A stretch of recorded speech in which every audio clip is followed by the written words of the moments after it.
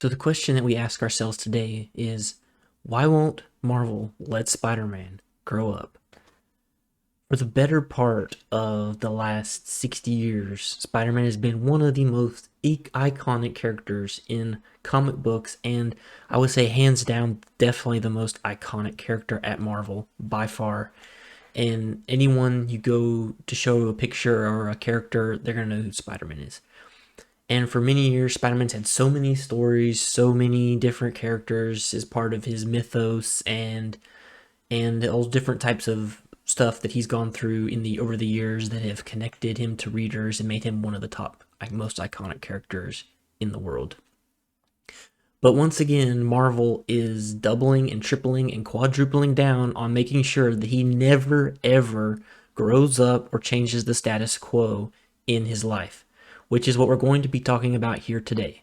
This comes after recently there's been the panels making the rounds from a recent issue of Amazing Spider-Man where Spider-Man is talking to Black Cat, Felicia Hardy, and referring to his relationship with Mary Jane being that like a sister, as opposed to the fact that he's been married to her for many years and romantically involved with her for many years.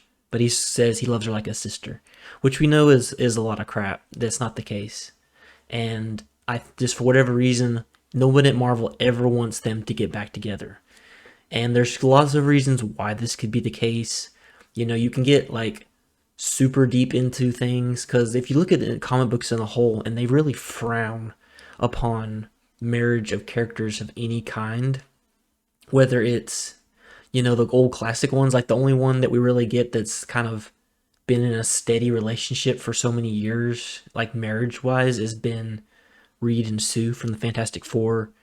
You could say Superman and Lois, but even they've been on the rock sometimes. I guess all of them do at some point just because they want to mix things up, I guess. But for whatever reason, Spider-Man cannot grow up. They always want him to revert him back to this young single guy who never gets married and has a family and all that, even though we've already had it, but they keep trying to take it away. Then someone likes to bring it back a little bit, you know, like teases of it, and they slam the door in your face again. So why is this? We get into the deeper thing about comics, like I said, and not them wanting characters to get married, because you look, even all the different characters, even the characters that they like to, you know, show off now when they make them all gay or whatever, and they have, like, they never even want to get those characters married. So, like, they won't marry anybody, and we always wonder that why. Like, they break up marriages, they do that. I get that you have years of comic book and you mix things up sometimes, but there's still some things that you could keep and still move the character forward and go to new places. Since Spider-Man's inception, we've seen him going from a high school kid all the way into a full-grown adult, and even Elseworld stories where he's even older. And for whatever reason, Spider-Man, I mean, people writing Spider-Man always want to seem to revert him back to like this like high school, college age, instead of ever letting him mature and grow, like a lot of people have wanted him to do for so many years. If you think about it, a lot of people seem to focus on Spider-Man in his high school years. And Spider-Man was only in high school for, I want to say, like maybe 15 issues back in the classic Amazing Spider-Man run by Stan Lee and Steve Ditko. Then he moved on to college. He kept moving forward, and, you know, soon enough he was an adult. He was out of college. Like, you know, this has all happened over many years, but we've seen this kind of progression. We started to anyway. And then it kind of keeps getting to this point where, like, we need to reset him. We need to reset him. I think people, there's a difference between when we complain in the nerd community about them changing things and then them letting the character mature and grow. There's a complete difference between taking a character and doing a 180 and making them something they are absolutely not, rewriting and doing these horrible, stupid things, and then letting the character evolve a little bit, grow a little bit, get a little bit older and wiser, going through some different things. Like, that's okay. That's okay. But there's a difference, just so no one comes at me and says, well, you complain about characters getting changed. There is a difference between completely rewriting and changing a character and letting them grow and evolve as a character throughout the stories. And I think a lot of people would like to see that. Now, for many years, I guess, for maybe like almost 20 years, he was married to MJ. Then we have the famous, you know, One More Day and all that stuff. They erased it all. They got rid of it. They wanted to get rid of it. And then ever since then, it's just been kind of reverting back and forth. Peter going back to, you know, oh, he's some young single guy he's broke. You know, he's bad luck all the time. And I get that some aspects of that is kind of like what drew him to people in the first place. He's kind of this everyman guy. He always had nothing was ever going his way. People kind of related to it. But you can still do that in a way without him having to repeat the same thing over and over again, which is what Marvel tends to do. Then they kind of like tease things and then they never make it happen.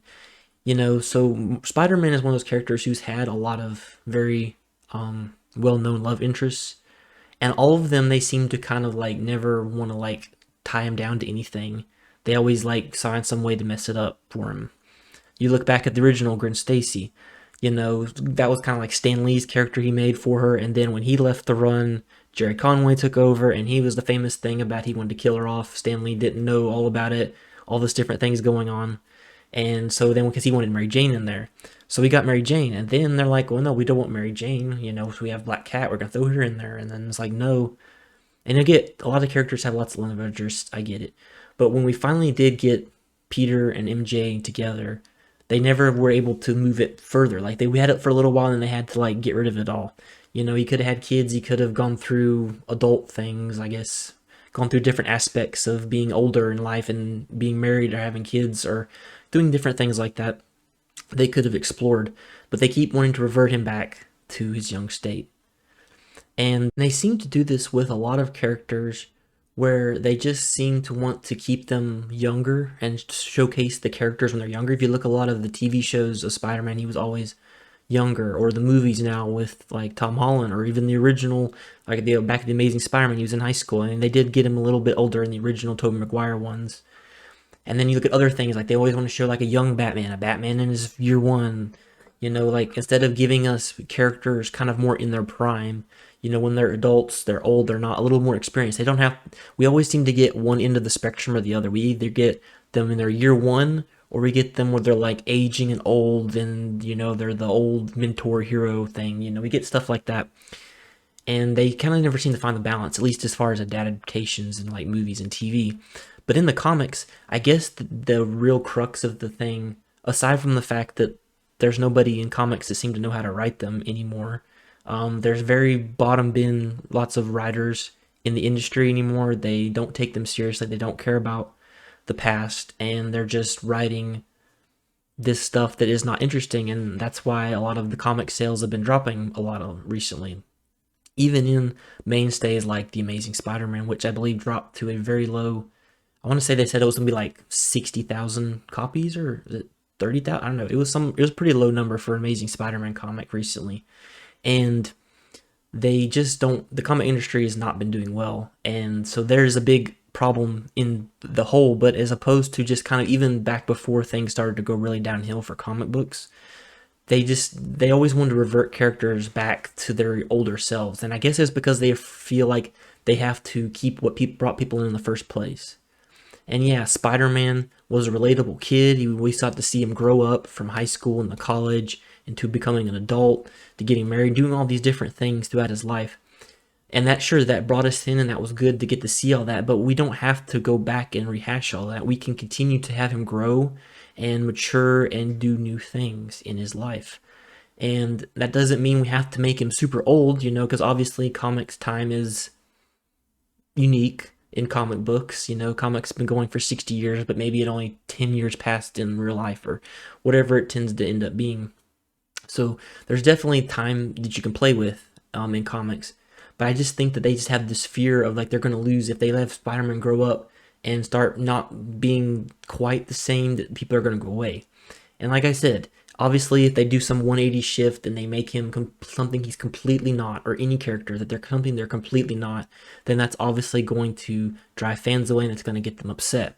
But just having a character grow up a little bit is not a bad thing.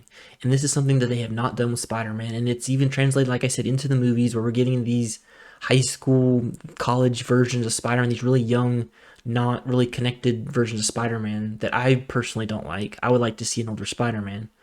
And not that I'm ever against them showing him in high school, but I think they just really need to move past that.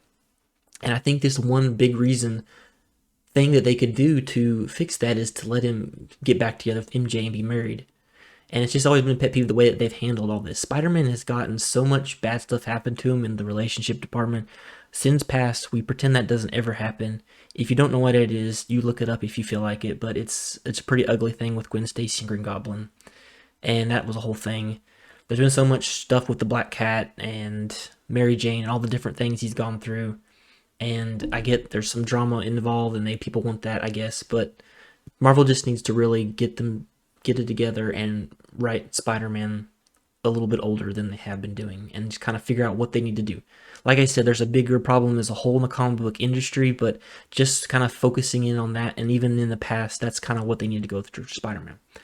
And believe it or not, someone I think that actually started to do that right was Nick Spencer. Now, I will say he was terrible for Captain America. The Captain America stuff he did was not good. He did all the Hail Hydra Cap stuff, and I get it was just, it was supposed to be shock value, but like just all that and the stuff he did with Sam Wilson in his comic, like none of that was that good. I didn't like it. So I'm not a fan of Nick Spencer. I don't like some of the things he said, but I will give it to him. He wrote a good Spider-Man run. It was about 75 issues, and it was really kind of a return to form for Spider-Man. It had good stories. It went back and paid homage and built off old things, and we got some good moments in it. We got this moment where him and Black Cat got closure, and he revealed his identity, because remember, after Spider-Man erased people's memories of his identity, even people that he knew, like Black Cat, who had known his identity, forgot, and they just felt like a piece was missing, something wasn't there. And then we got that moment where he revealed his identity to her, and there was that closure there, and they kind of became friends and partners again. That was a good moment. And then he also kind of rebuilt up him and Mary Jane's relationship, which did almost let him up to them getting married. And then they slammed the door, then they, switched writers and all that stuff, and they went back to the way it was. So even when we get a writer who's willing to kind of reverse that, Marvel just seems to want to slam the door on their face and say, nope, we're not doing it. But whatever reasons that you can come up with, Spider-Man doesn't ever want to seem to get to grow up, or doesn't get to seem to grow up.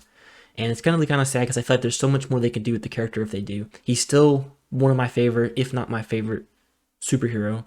And he's definitely one of the most iconic, by far, up there with Batman and Superman as the top heroes in the world, most recognizable, most iconic. So he's definitely nothing to say that he's not had good stories or they have done everything wrong, but there's still a lot more I feel like they could accomplish if they would just let Spider-Man grow up. But you guys, let me know what you think about this in the comments. Do you think that Spider-Man needs to grow up? Do you like that they keep kind of reverting him back to his more younger self? Do you think he should get married to MJ or something else? Or what do you think about this whole situation? Let me know. Like this video, subscribe to the channel, and I'll talk to you guys later.